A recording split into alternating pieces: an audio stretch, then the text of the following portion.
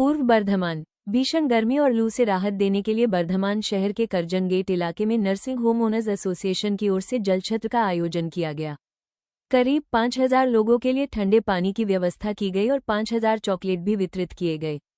खासतौर पर रिक्शा चालक, वैन चालक और रोजाना धूप में काम करने वाले लोगों को पानी की बोतलें दी गईं। इस पहल की राहगीरों ने जमकर सराहना की। कार्यक्रम में शेख अलाउद्दीन, एमएसपी सुनील गुप्ता समेत कई गणमान्य लोग मौजूद रहे। सुबह 10 बजे से शाम 4 बजे तक ये सेवा अभियान चला। आयोजकों ने कहा कि अगर अन्य स्वयंसेवी संगठन और क्लब भी इस तरह की पहल करें तो आम लोगों को काफी राहत मिलेगी। इसी स्थान पर hotel and restaurant association of Bardhaman की ओर से भी 5000 लोगों के लिए ठंडे पेयजल की व्यवस्था की गई। पिछले एक सप्ताह से बढ़ती गर्मी और लू को देखते हुए कई स्वयंसेवी संगठन लोगों को राहत पहुंचाने के लिए ऐसे कार्यक्रम चला रहे हैं। आयोजकों ने अपील की कि आने वाले दिनों में और भी सामाजिक संगठन आगे आएं ताकि इस भीषण गर्मी में लोगों को राहत मिल सके। অর্থাৎ মানে আমরা আগের বছর এটা করেছিলাম উদ্যোগটা, আগের বছর আমরা 1500 লোকের মতো করেছিলাম ব্যবস্থা।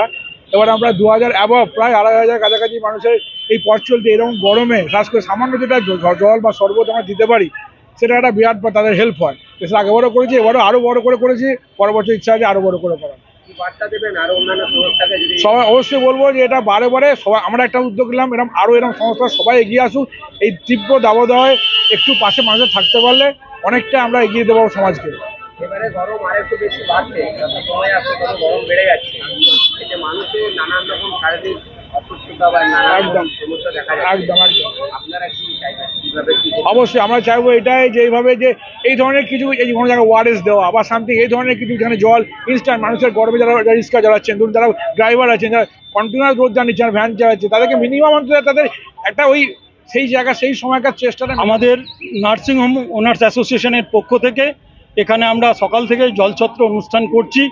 আমরা প্রতি বছরের ন্যায় এবছরে সেই কর্মসূচি গ্রহণ করেছি, কিন্তু এবছর যেন তাপমাত্রা অনেক বেশি, সেই জন্য সকাল 9:30 থেকেই প্রচুর মানুষের এই জল তেষ্টায় সবাই রাস্তায় বেরিয়েছেন।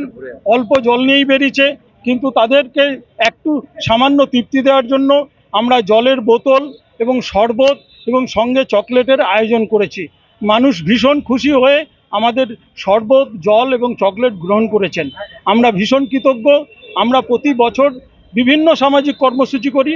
সামনে 31শে মে আমাদের ব্লাড ডোনেশন ক্যাম্প, কেন এই গ্রীষ্মকালে ব্লাডের বিশাল ক্রাইসিস, সেই কথা মাথায় রেখে আমাদের নার্সিং অ্যাসোসিয়েশন মানুষের সাথে থেকে পাশে থেকে যেমন কাজ করে, এবছরও আমরা সেই কর্মসূচি গ্রহণ করেছি। যেভাবে গরম পড়েছে, যেভাবে দাবদাহ রয়েছে রোদের, তার জন্য মানুষ নাজাহাল।